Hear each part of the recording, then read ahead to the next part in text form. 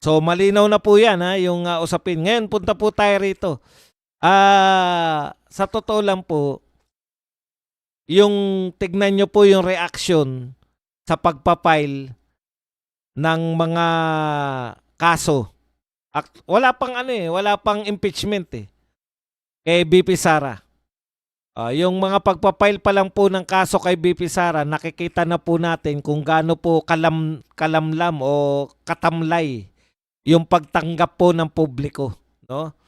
Una, mga sikat na personalidad na dati nang tumitira yan sa mga Duterte, di ba? Katulad yung una, yung pinail po ni Shelo Magno at saka ni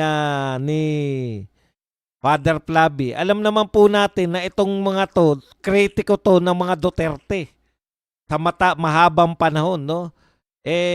Wala na pong pagkakaiba kahit patong-patong pa yung isinampa nilang reklamo. Wala pong makikitang ebidensya diyan Dahil sa patong-patong na kokongban. Ilang araw lang pong pinag-usapan yan. Pagkakalam ko, isang araw lang pinag-usapan mas marami pa yung atake kay Father Flavi. Si Shelo Magno, na ano na talaga siya yung anong tawag doon? Yung naglaho na. Yung popularidad ni Shelo Magno, kasabay niyang kasabay po ng nilibing niya na yung sarili niya sa publiko, no? At hindi na muling sisikat. Kasi alam nyo, tayo kasing mga Duterte, appreciative tayo ng ng mga kahit hindi po nating kapartido, basta nagsasabi ng katotohanan. Kaya nung lumabas si Shelo Magno para atakihin yung budget, parang sinundan niya yung atake ni Pangulong Duterte at saka ni Congressman Ungab. Humanga rin tayo sa kanya. Pero nung nanawagan sila ng rally, no? Laban sa korupsyon, tapos ang sinisigaw nila ay BP Sara panagutin. Wala talaga to. Mga bahagi lang to ng malawak na anti-Duterte movement. Kabilang sila sa DDH o Duterte Diehard Haters. Mga haters lang to. Nakukubabawan po ng kanilang yung katalinuhan po nila natatabunan ng pagiging hater Sayang si Shelo Magno. Si Father Flavi naman, ngal-ngal lang inabot niya. Akala niya siguro, kasi walang pumansing gano sa kanya nung inatake niya yung war on drugs Di ba? Pinagtatawanan lang siya dahil dati raw siyang addict. Pero ngayong nagkaso ka pa, wala ka namang kinalaman.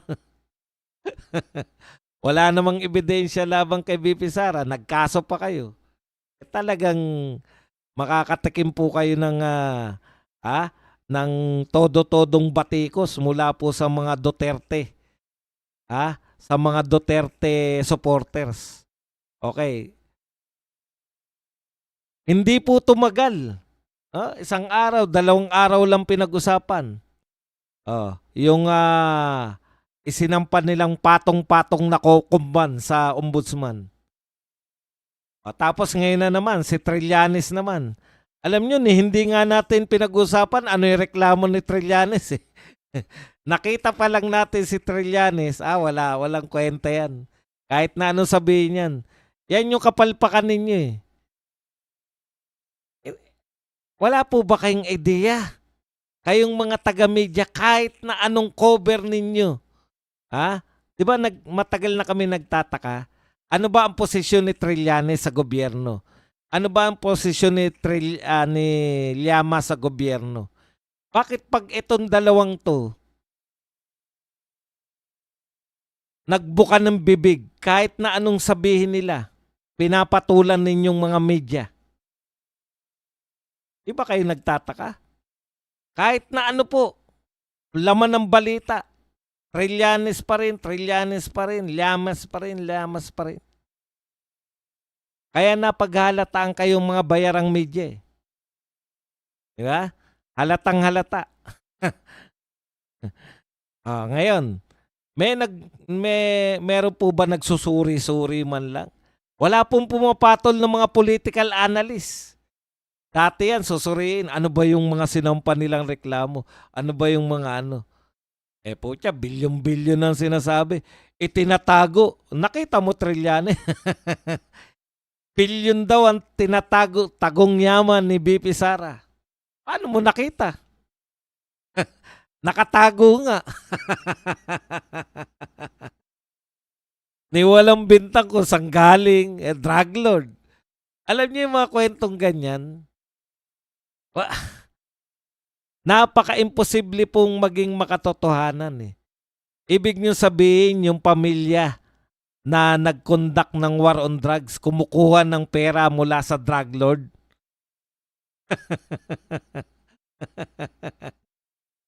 Ibig sabihin, yung pamilya na nagtanggal ng mga market para sa mga drug lord, kumukuha sila ng pera sa drug lord. Bakit sila nag-conduct ng war on drugs? 'Di ba? Para umonte yung addict. At totoo po. Hindi nyo ba naramdaman sa mga lugar ninyo na umonte yung mga addict dahil natakot sa war on drugs ni Tatay Digong? Kaya yan po yung pinaka-imposible nyo, yung pinagpipilitan eh. Wala ba kayong mas matino-tinong kwento kung saan nagmula yung pera? Pogo, drug lords, paulit-ulit po sila, Michael Yang, Michael Yang, Michael Yang, picture kay Michael Yang, picture kay Michael Yang. And nung nagsabi si Tatay Digong, Michael Yang kayo ng Michael Yang, pakalat-kalat lang sa Davao si Michael Yang, wala naman palang kaso ng... Alam niyo yung ibig ko sabihin, sapat na sa kanila yung masiraan eh. Buti sana kung hindi sila marurunong magkaso. Mayat maya nga sila nagkakaso eh. Pati nga mga vlogger, punong-puno ng mga kaso sa kanila eh. Bakit yung sinasabi nilang ugnay ni Tatay Digong sa mga drug lords, sa mga sindikato, sa Pogo, sa drug, hindi ni Michael Yang, lahat kandida. Bakit hindi nyo ipahuli?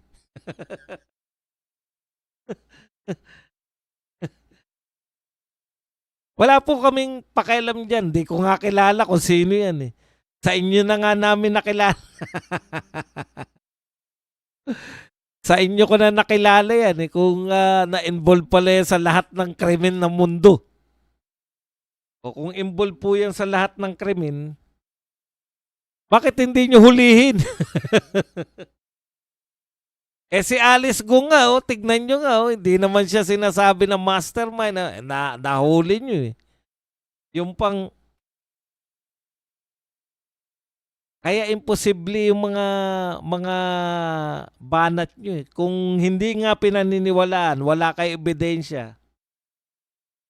Tawa na yung tao sa kasisira. Sa madaling salita po, yung mga Pilipino, inasawaan na yung paninira sa mga Duterte. Mayat maya kasi, may nangyari na sagasaan sa NAIA ngayong panahon ni BBM, isisisi kay Duterte.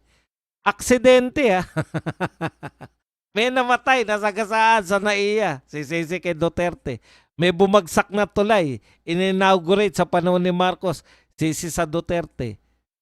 May nagtayo na swimming pool sa may Chocolate Hills.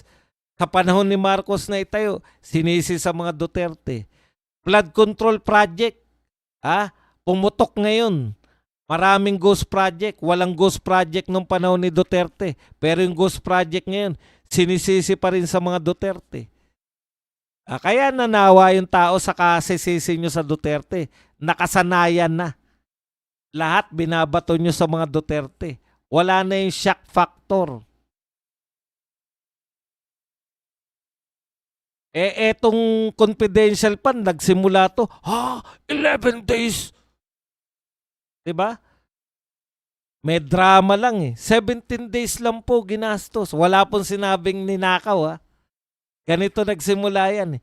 17 days pong ginastos ni BP Sara yung kanyang confidential fund. Tapos, nagsalita yung nawawala ngayon na si Kimbo. Hindi nagpapakita. Nagsalita si Kimbo. 11 days lang po. Ha? Sabi naman nung isa, ha? 11 days lang? O, yung media naman, 11 days ginastos, gaano ka magnanakaw? Naging magnanakaw kagad, 11 days lang ginastos. Pucha, makita mo ngayon, bilyon-bilyon, daang bilyon, trilyon ang pinag-uusapan sa flood control. Tapos, confidential pa rin ang isasampan yung impeachment. Utot nyo. Ibig nyo sabihin, mapapaniwala nyo yung tao. Ha? Papaniwalain ninyo na mas makasalanan si BP Sara na ginamit niya yung confidential fund na 125 kaysa ninakaw yung ghost project na daan-daang bilyon. Kaya unahin natin, impeach yung 125 na hindi naman natin sinasabi ninakaw ni BP Sara. Kung hindi lang maipaliwanag. Alam na rin ng mga tao ngayon, pag confidential, talagang hindi pinapaliwanag.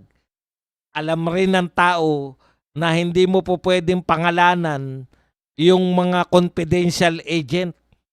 Kaya may Mary Grace Piatos. Yan ba naman po siya paulit-ulit. Mary Grace Piatos, Mary Grace Piatos. Alam nila yan. Sawa na yung mga tao na binubobo nyo sila. Sabihin lang natin, may Mary Grace Piatos, may nakita tayo Mary Grace Piatos, at maghanap tayo ng pangalan dun sa PSA, sa Philippine Statistics. Maghanap tayo kung merong bang taong Mary Grace Piatos, tapos headline nila. Headline ng mga bayarang media. Walang Mary Grace Piatos. At dahil dyan, kakasuwang ka namin. Ng impeachment, tatanggalin ka namin. Tawa na yung mga tao dyan. Ayaw na namin na niloloko kami. Maya't mayaan nyo kami niloloko. Huwag na tayo magbulahan. Hindi kami mga bobo. Okay. Una, wala naman talagang basehan yung mga reklamo nila. Kita mo sila Magno. Ano mga binabanat nila, Father Flavi. Kaya kinakailangang halungkatin ng ipag-utos ng ombudsman na buksan ang bank account. Alam nyo noon binabanat nyo? Alam nyo kung ano binabanat nyo noon? Sana ilabas yung salin. Ano tinatago nyo sa salin? Bakit kayo nagtatago? O ngayon, nung inutos ng ombudsman na ilabas, lumabas na po yung mga salin. Wala silang nakitang ninakaw ni Rodrigo. Wala silang nakitang ninakaw ni Sara sa salin. Drama lang po lahat. Alam nyo ba kung bakit hindi pinapaliwanag ni BP Sara kahit kailan yan? Confidential eh. Ano kaya kung nag-press conference si BP Sara at pinaliwanag niya yung confidential fund? Alam nyo kung ano mangyari? Irereklamo si BP Sara na paglabag sa confidentiality ng confidential fund. Siya po ay magkakaroon ng impeachment na lumalabag siya sa di ba yun yung gusto ng tao ng mga yan? Bakit sino kaya sa tingin niyo magrereklamo? Sila din na lumabag sa confidentiality si BP Sara sa pagpapaliwanag niya ng confidential fund. Mga style ninyo walang katotoran. Yan ang masasabi natin. Samantala, tapos yung personality, same. Gaano katagal na pinag-usapan si Madriaga? Akala nila naka-jackpot tayo rito kay Madriaga. Nung natuklasan na ang kausap pala ni Madriaga ay si De Lima, ay kaya naman pala. Imagine ninyo, wala na. Patay na yung issue kay Madriaga. Bakit? Galing pala kay De Lima yan, natural. Hindi naman bugok yung mga tao eh. Pag yan ay kausap na ni De Lima, ano pa ba ang i-expect nyo na sasabihin? Pupurihin si BP Sara?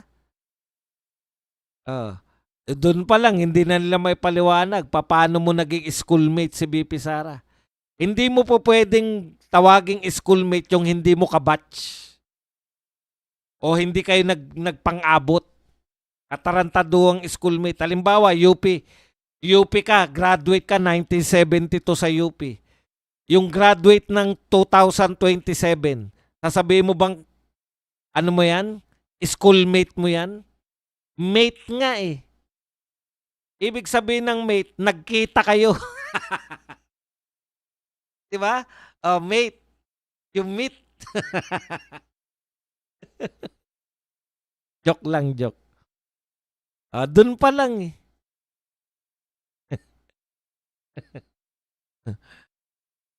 Diyan papasok yun pag nagsinungaling ka sa isa, nagsinungaling ka na sa lahat. Imposible po yun. Very close kay BP Sara. Ilan yung picture nila? Isa lang. Very close nga. Very close nga kayo. Pucha, may picture kang kaisa-isa eh. Hindi ba close ang tawag doon ba dong? Siyempre close yun. Buhay to. Ngayon, may pinagkukwentuhan ba man lang? Tapos yan yung magiging batayan ninyo ng impeachment? Yung kay Madriaga? Ayaw na ng tao yan. Samantala sa isang banda,